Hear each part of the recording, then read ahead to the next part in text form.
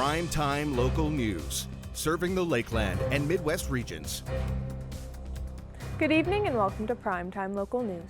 There are 6 new cases of COVID-19 in Saskatchewan. They're in the far northeast, Saskatoon, central west, central east, and Regina zones. The location of the 6th case is pending. 59 cases are considered active, 5 of those in the region that includes Lloydminster and North Battleford. 1 person is in hospital receiving inpatient care in Saskatoon. The Vermilion Unites for Equality group has a community discussion tonight in Vermilion. We spoke with the founders for more information. I'm joined here with Tigra Lee Campbell and Brad Gallimore, and they are with Vermilion Unites for Equality. Now, this evening you are hosting a community discussion. Can you explain what that is?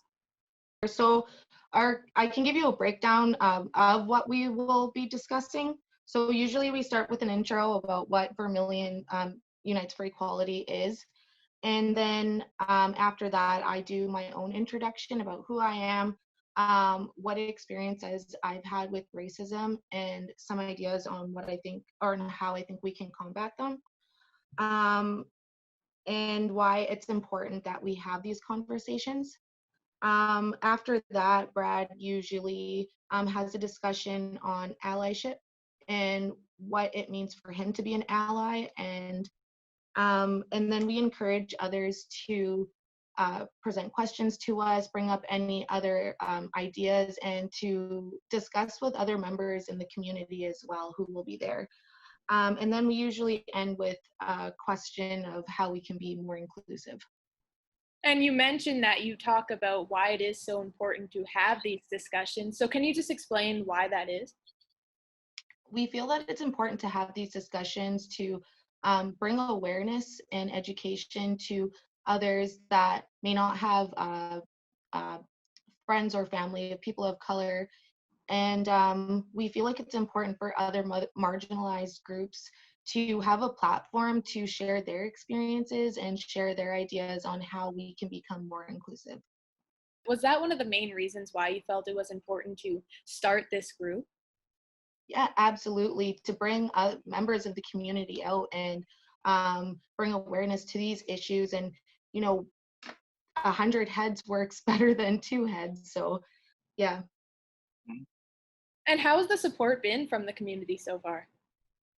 The support has been great from our community. We have a few members that come out every week to Vermilion, and we just started meeting in Lloydminster too. I'll go over that after. And we have a great following on Facebook. And now you mentioned that you are hoping that you can do some meetings in Lloydminster. Is that one of your future plans, and is there any more that you have scheduled? Yeah, so we met last week in Lloydminster, and we are starting to meet every other week. So this week we're in Vermilion. Next week we'll be in Lloydminster on Tuesday at Lions Park at 7 p.m. And why did you feel it was important to have it both in Vermilion and here in Lloyd? They're both, well, I live in Lloydminster, so I felt like it was really important that I brought this to where I live. And Vermilion and Lloydminster are so close together. They're both rural Alberta towns, so that's why it's important. And another reason on that too is, so a lot of people in Vermilion actually shop in Lloydminster. Not necessarily all the time. There's lots of wonderful shops here in Vermilion, but there's a lot of people who do travel for some of the bigger stores or even just to get a burger.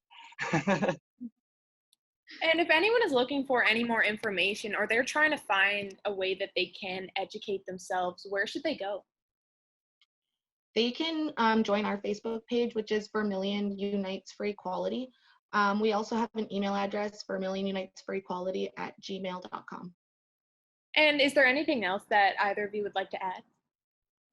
We've been recently teaming up with a lot of groups across all of Alberta. So we kind of just want to mention that, like Red Deer Against Racism, Black Falls Against Racism, Rural Alberta Against Racism and their leaders, Fight for Equity and No Justice, No Peace in Edmonton, and the YYC BLM committee in Calgary. So as all of these things are coming together, there's more than just Vermilion and Lloydminster that is teaming up and collaborating and finding ideas on how to really make lasting change in Alberta. Well, thank you so much for joining us today. Now our Evan Kenny will take a look at your weather forecast.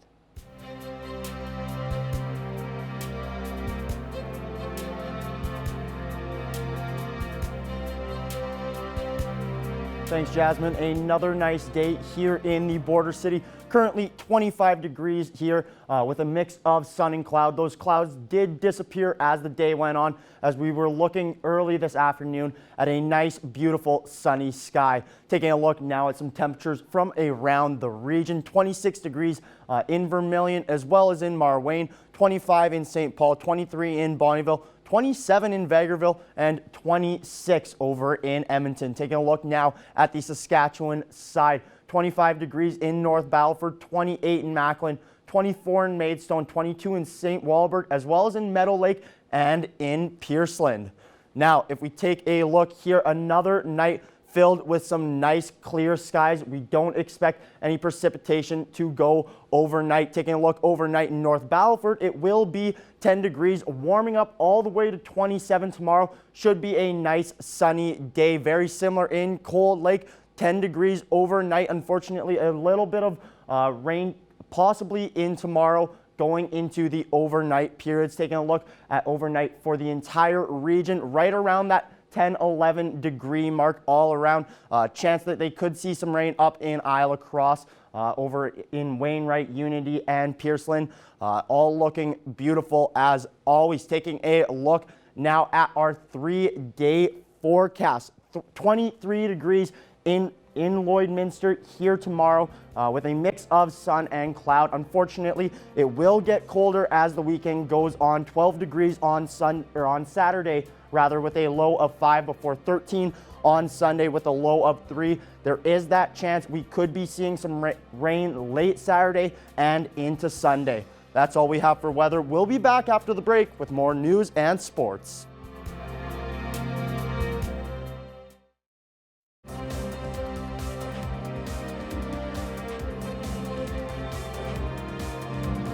Welcome back. With a short window to get crop off the field and in the bin before winter, producers can't afford to be isolating if they come down with COVID-19. Eric Bay has more on how farmers are lowering the risk of exposure on their farms.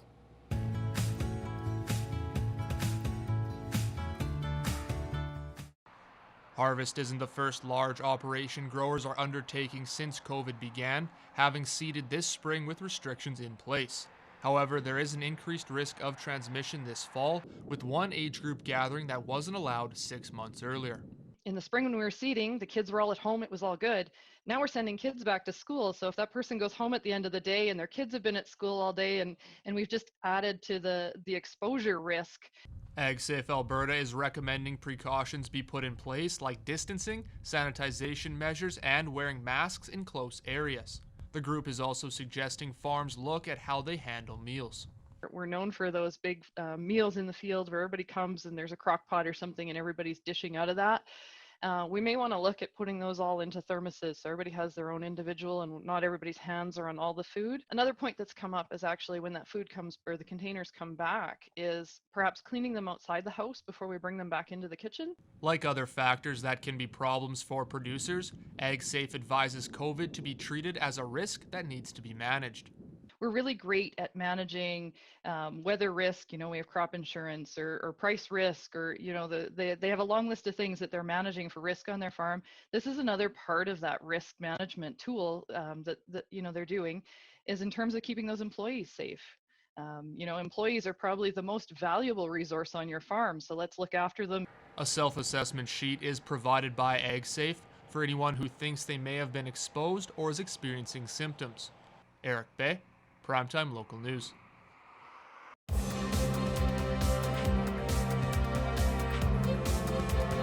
With an AJHL career spanning 3 years and 129 games, I was joined by Brady Backey in this week's Around the AJHL.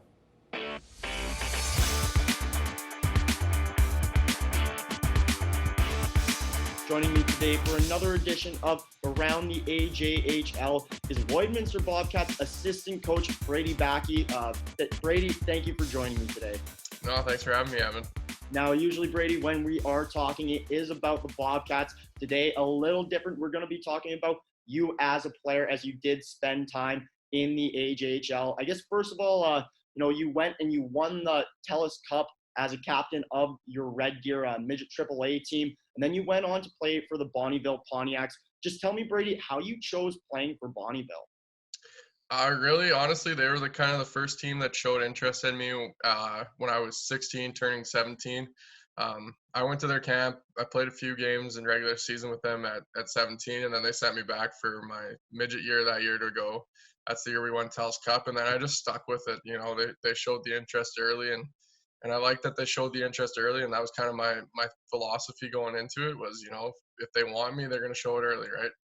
Now, your coach while you were there was Rick Swan. Is it weird for yourself now coaching against Rick after being coached by him? I know last year when we went in there, he was saying words that I'm like, I know exactly what that is, right? Like as a coach, you kind of keep the same stuff that works from year to year. So he would be yelling stuff from the bench, and I'd be like, well, it's like this. And so it was interesting that way. It was fun to be able to coach against him, right? As a player, I knew what he was like. So as a coach, you kind of understand it. And it was more fun than it was weird or anything like that.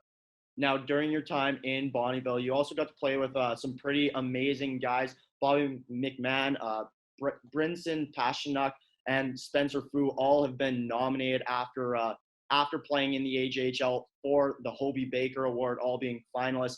Did you expect, I guess, any of those guys to really go on and do the things that they have done? Oh, yeah, all three of them had, you know, special, unique talents that they worked on every day. You know, I remember Bobby McMahon, he was the last guy off the ice pretty much every week. Spencer Fu, when he was in practice, he always wanted to shoot farther and farther out so that he could beat goaltenders from farther out rather than always wanting to be on top of the net. And Brinson was an unknown, to me at least, right? Obviously known in that community in Bonnyville when he showed up. And then he progressed and progressed, and he just didn't take no for an answer as a little guy. And he just kept playing his way into bigger roles. So each of them possessed that ability and that mentality that it takes to get to that next level. And they showed in junior, and you know, I came in as a rookie with Spencer, so I seen him year one, and then how much he worked in the summer to become year two, where he went off for that big year. Now, after your 3 years with Bonnyville, you were able to get a scholarship and then go play at Concordia University of Edmonton.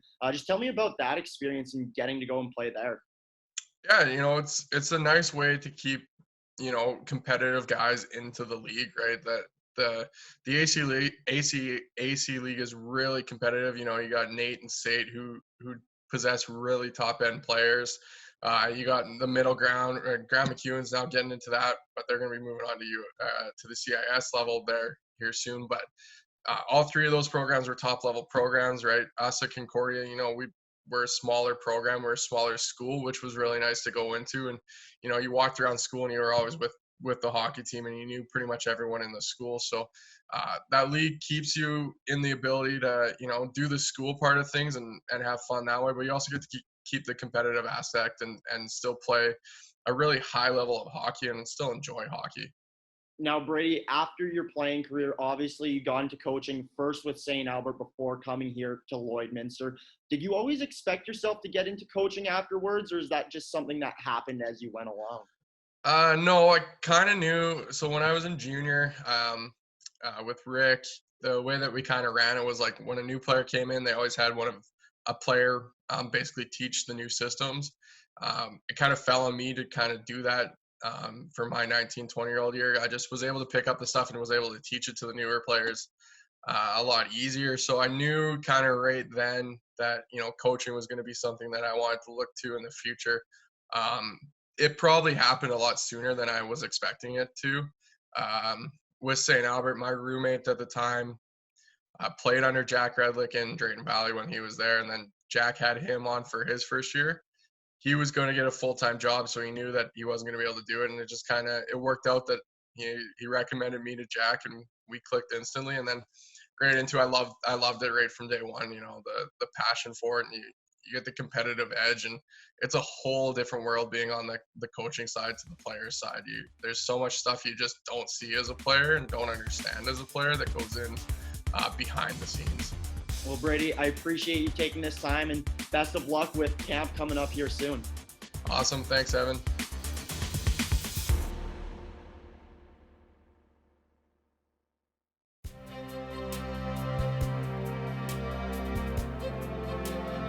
Taking another look now at your evening weather here. Currently 26 degrees in Lloydminster, 22 up in Cold Lake, 24 over in Athabasca, 26 in Whitecourt, as well as in Edson, 24 also in Red Deer and Rocky Mountain House, 27 out west in Jasper. Now on the Saskatchewan side, 24 in Saskatoon as well as in North Battleford, 22 in Meadow Lake, Prince Albert, and 21 over in Melfort. Now taking a look at the northern regions of the provinces, 27 over in Grand Prairie, 24 in Peace River, 23 in Slave Lake, and only 11 up in High Level, just proving out west is still warmer, continuing to ride that high. Out in Saskatchewan, 16 degrees in Flin Flon, 14 in La Ronge, 15 in Buffalo Narrows, as well as in La Loche, as well as in South End, actually. Now down south in the provinces, 28 in Lethbridge, 26 in Medicine Hat and Coronation, 25 in both Calgary and in Banff. Now in the Saskatchewan side, 26 in Estevan and Moose Jaw, as well as in Swift Current, 27 in Kindersley, 25 in Regina, and 23 in Yorkton. Taking a look now at your school day forecast. It's going to start off cold with only a 12-degree temperature, but as that day continues, as we can see, it will warm up. The clouds will disappear as the day goes on, and it will get up to 23 degrees with a mix of some sun and cloud by the end of the day. Now looking at your national temperatures, 25 degrees today in Vancouver, 11 up in Whitehorse, 11 as well in Yellowknife.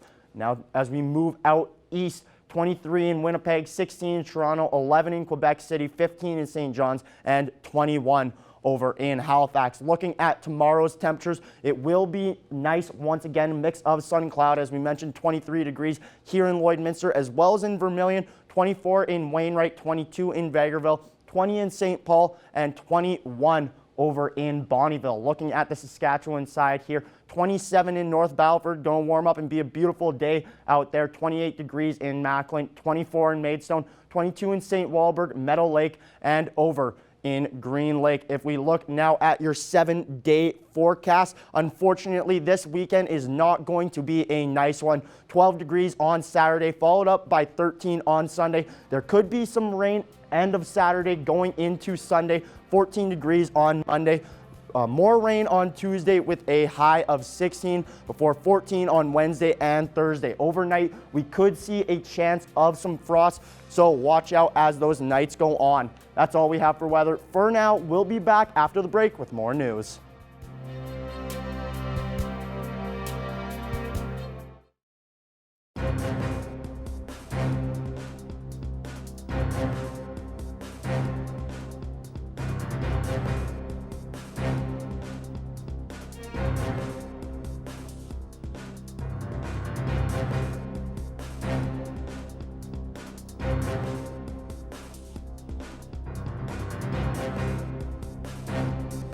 I'm joined today with Jason Yoakum. He's the CEO of the Saskatchewan Realtors Association. Thanks for taking some time to talk with me today, Jason. Thank you. Happy to be here. So today we're talking a bit about the market numbers from August. They've been down. They're slowing a little bit compared to June and July from what I saw, but it still looks like things are kind of improving from where we were earlier in the year. Can you just talk a little bit about what the state of the market is right now and what the numbers show from August? Certainly, it seems to be still a seller's market out there across the province, and we did expect a bit of a cool down. That typically happens in any given year as far as sales in our industry, but it was still much higher than last year with about a 46% increase year over year for August, so that's very encouraging. And because we've had the last 3 months or so of very strong activity, we're ahead of last year to date, so very encouraging. And obviously in March, when the lockdowns and stuff started happening, that's really when the market kind of grinded to a halt almost, or like a big portion of it did. And how much has the market rebounded, or what kind of things have you seen from March through the summer to now since the lockdowns were kind of prevalent here in Saskatchewan? Certainly. So the nature of the market, when we first got into this in March, we looked at other markets that had gone through pandemics or even other countries within this current pandemic that we're in. We wanted to get a real sense of what we could expect over the next few months. So of course we expected a significant decline in March. And in fact, we thought March, April might even be as much as a 75% decline in year-over-year activity, but turned out only to be about 50% decline. So we're quite pleased with that. But all those markets showed that there was a strong recovery post pandemic restrictions, and so we did see that.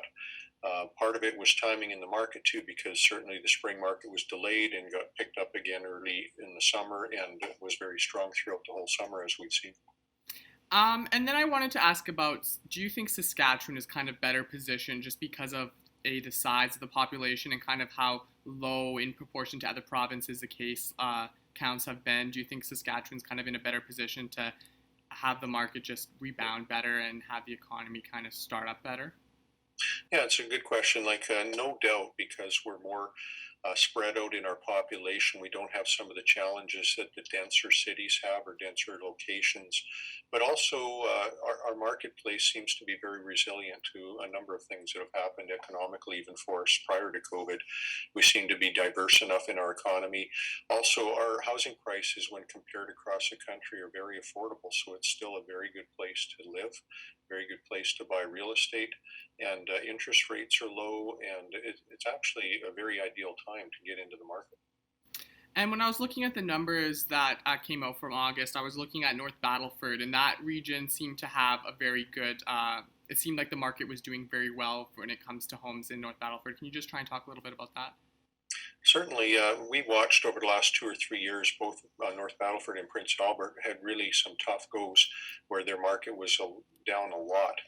But some things have really rebounded there in a very positive way. I think people are more optimistic, and they're willing to invest and take those risks and buy homes.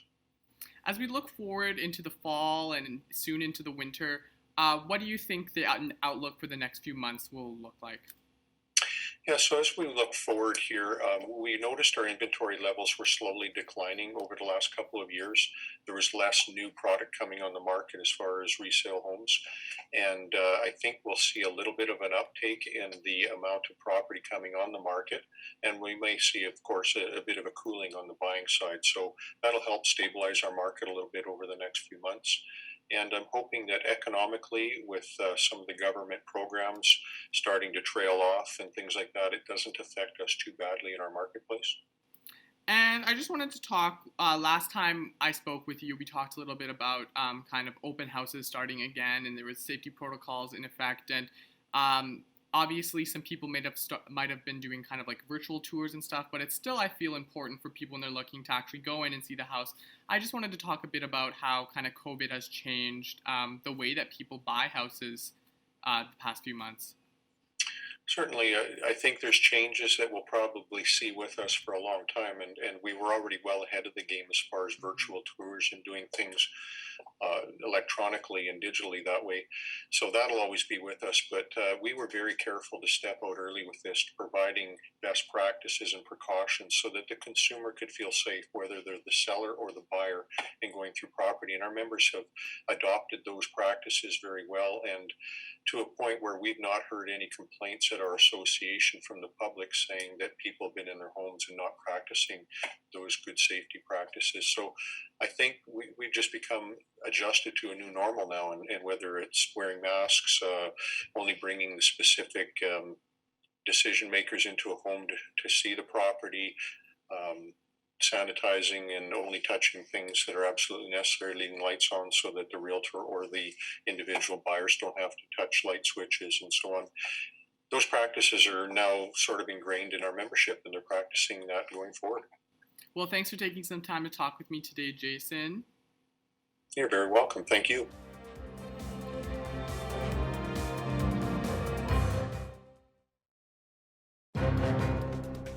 Furniture set and design supplied by Furniture Gallery and Furniture House, downtown Lloydminster. I'm joined here today with Rowan Melenchenko, owner of Cheers Restaurant and Lounge. How are you today? Good. How are you? I'm very good. So how long has the process been to finally reopen?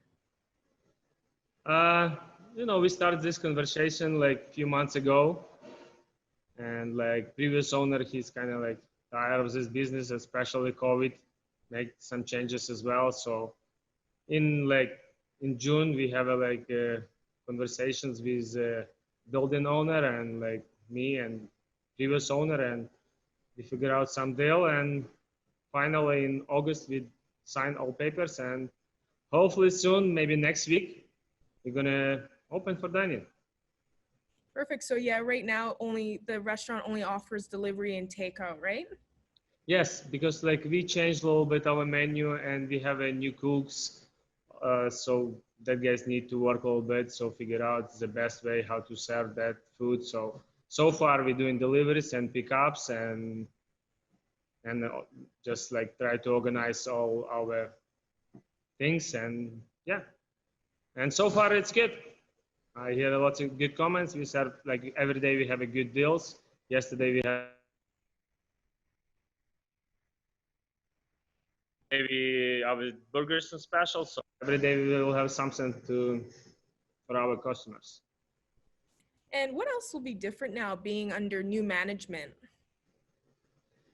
I don't know. It's pretty hard to change this place, but we're gonna change like our like managements like here to make everything easier for our workers and to make everything better for customers. So basically, just we want to like to see our customers coming and enjoying to stay here because it's a nice place. We have a lot of TVs, we have a games, we have everything here. We have like 30 kinds of draft beer, so we want to use that. We want to use that to make this restaurant one of the best in town. And do you know in the past if the restaurant received lots of support from residents so far? It was pretty good when like a few years ago, it was super good. But after that, like, you know, that situations with oil changed a little bit and also other things like too. So like last couple of years, I can say like it wasn't that great. Because even I used to work here as well. I was bartender here, but after that I decided to change my job for oils. But like you see, you can't stay too long with oil business because it's up and down. So, and I have a chance to take over this place, and I said yes, and hopefully we're gonna do well. And you believe that residents will show lots of support now under new management and with the reopening? Yeah, I think so because I met a lot of people from different ages, different like communities, and like everybody like excited like the new cheers coming pretty soon, and like everyone was gonna try it. So yeah, I expecting pretty busy. And what other safety guidelines will you be following for COVID-19 to keep people safe? We have a big place here, and like, you know, we have opportunity to set up our tables to make sure we keeping that social distance. Also, of course, we will have a lot of sanitizer. Everybody's going to wear masks, and we have our cleaning schedule. So we're going to clean this place pretty good. And also we ordered a bunch of different chemicals, which is going to kill all bacteria. So we want to make sure we defend from COVID-19 our staff, and we want to defend our customer as well. Is there anything else you'd like to add for residents to know for Cheers Restaurant and Lounge right now? I don't know. I just want to invite everybody next week, maybe Friday, Saturday, we'll open. So just please come, support us, try our new menu. And if you like it, please comment us on Facebook. Perfect. Well, thank you so much for joining me here today, Roman, and best of luck to you in the future. Taking a final look at your evening weather now. 23 degrees is the high for tomorrow, a mix of some sun and cloud. Unfortunately, that will be the only nice day. 12 degrees on Saturday, followed up by 13 on Sunday. There is the chance that we could see some rain late Saturday night and into Sunday. 14 degrees on Monday before 16 and raining on Tuesday once again. 14 to end off on Wednesday and Thursday. There's also the chance we could see some frost overnight. Thanks for joining us on Primetime Local News. Have a great night.